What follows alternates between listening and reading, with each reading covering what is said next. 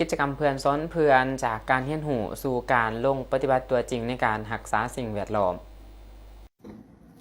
ภายหลังจากการฝึกอบรมภายใต้กิจกรรมเพื่อนซ้อนเพื่อนเพื่อยกระดับความรู้ด้านสิ่งแวดล้อมและบทบาททางเพศให้แก่จิตอาสาสาวหนุ่มวัยหนุ่มแล้วบรรดาน้องๆจากโครงการมือละถง One Back a Day และรายการวิทยุเปิดใจวัยหนุ่ม Open Heart Open Wave ได้นำเอาความรู้ที่ได้รับมา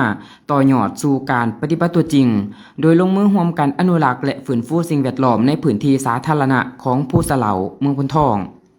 ดังนั้นในวันที่ 8 มิถุนายน คณะรับผิดชอบกิจกรรมพร้อมด้วยทานนางบัวค่ำดวงปัญญาหัวหน้าโครงการแกมซิลองค์การแคนานาศาสตร์ประจำสาธารณรัฐประชาธิปไตยประชาชนลาวพร้อมคณะได้สืบต่อนำพาจิตอาสาสาวหนุ่มวัยหนุ่มลงพื้นที่เก็บกวาดขี้เหงื่อบริเวณทางขึ้นและจุดชมวิวภูสะเหลาเมืองพนทองกิจกรรมดังกล่าวเป็นการสะท้อนให้เห็นว่าการเรียนรู้บ่ได้จบลงเพียงแต่อยู่ในห้องอบรมแต่สามารถนำไปประยุกต์ใช้ในชีวิตจริงและสร้างผลดีให้แก่สังคมได้อย่างเป็นรูปธรรมบรรยากาศในการเคลื่อนไหวเต็มไปด้วยความคึกคืนและความร่วมมือร่วมใจของน้องๆจิตอาสาทุกคนล้วนมีเป้าหมายเดียวกันคืออยากเห็นสถานที่ท่องเที่ยวสะอาดและน่าอยู่บ่ว่าจะเป็นนักเรียนนักศึกษาพนักงานชาวหนุ่มในชุมชนต่างพากันลงแห้งเก็บกวาดและแยกประเภทขี้เหงื่ออย่างขยันขันแข็งเพื่อคืนความสะอาดงามตาให้แก่แหล่งท่องเที่ยวที่สำคัญของแขวงอยากขอเชิญชวนน้องๆให้มารักษาสิ่งแวดล้อมช่วยกันแล้วก็บ่ทิ้งขยะจากใช้พอเห็นถึงปัญหาเสียที่เดี๋ยวนี้สะสมหลายแห่งแต่อยากเชิญชวนให้น้องๆลดการใส่ใส่ถุงผ้าแทนถุงพลาสติกแล้วก็ใส่จอกแก้วแทนจอกพลาสติกเพื่อบ่เฮ็ดให้โลกร้อนขึ้นอยากเชิญชวนน้องๆมาเก็บขยะช่วยกันเพื่อรักษาความสะอาดเพราะว่าเฮ็ดให้ประเทศเฮาสะอาดขึ้นโดยถ้ามีแต่คนหิวบ่มีคนเก็บอัน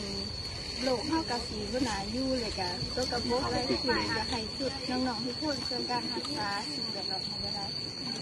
แล้วตอนนี้ว่าพี่ก็ใส่ป้ายจริงๆเนี่ยจะ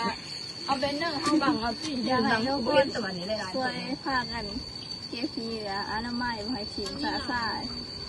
โอเคที่เยอะที่แต่ละคนถิ่มเนาะมันเฮ็ดให้ผู้อื่นลำบากแล้วก็น้องอยากให้ทุกคนช่วยกันรักษาทำสิ่งที่น่าจะใจเพื่อหลุดพ้นสิ่งที่มันสะสมหลายขนาดและเพื่อให้อากาศให้มันเป็นบริสุทธิ์บ่ให้มันเป็นพิษด้วย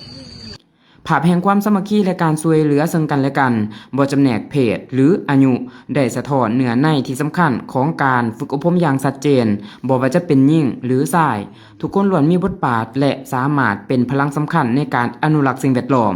นี่คือตัวอย่างอันดีของการนำเอาหลักความเสมอภาคทางเพศมาปฏิบัติควบคู่กับการอนุรักษ์ธรรมชาติและสร้างสังคมสีเขียวอย่างยืนยงกิจกรรมครั้งนี้บ่เพียงแต่ช่วยรักษาความสะอาดให้แก่สถานที่ท่องเที่ยวเท่านั้นแต่ยังเป็นการปลูกจิตสำนึกให้แก่ชาวหนุ่มวัยหนุ่มให้รู้จักรักและหวงแหนทรัพยากรธรรมชาติของท้องถิ่นพร้อมกันนั้นยังเป็นการสืบต่อพันธุ์ขยายนโยบายของภาครัฐที่ให้ความสำคัญต่อการพัฒนาสีเขียวการอนุรักษ์สิ่งแวดล้อมและการส่งเสริมบทบาทของชาวหนุ่มในการพัฒนาประเทศความเคลื่อนไหวอันเป็นรูปธรรมในครั้งนี้ได้ยืนยันว่าชาวหนุ่มวัยหนุ่มจำปาสักบ่เพียงแต่เป็นผู้ที่มีความรับรู้และยังเป็นผู้ลงมือปฏิบัติและเป็นแกนนำในการสร้างการเปลี่ยนแปลงทั้งบวกให้แก่สังคมนี่คือพลังของชาวหนุ่มยุคใหม่ที่พร้อมร่วมคิดร่วมเฮ็ดและร่วมสร้างอนาคตสีเขียวให้แก่บ้านเมืองอย่างยืนยง